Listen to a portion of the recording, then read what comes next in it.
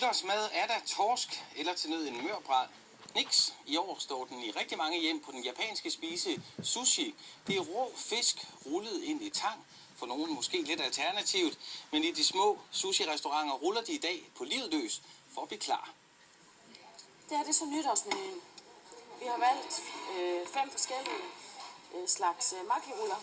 Og det ser ud til at være et rigtig godt valg. I hvert fald vil nordjyderne have sushi som aldrig før nytårsaften. Det er kræs. Og så synes jeg også, det er noget, det er lækkert at hygge med til noget god hvidvin. 897 skal jeg bede med dig. Ja, på beløbet. Ja. Det fik vi også sidste år, det er bare rigtig godt. Og så er det også lidt nemt. Det skal helst være nemt nytår i år.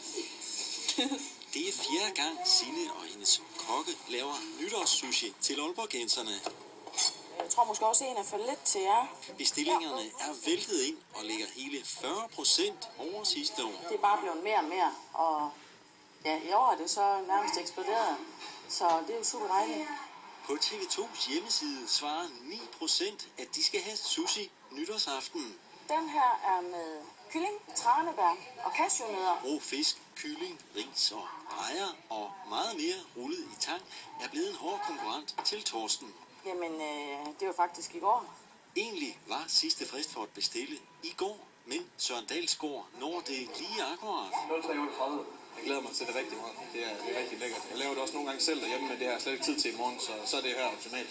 Menuerne laves først i morgen, og så bliver der rigtig travlt. Hvad skal du selv have at spise i morgen? Jeg skal selvfølgelig have sushi. Hej, godt nytår.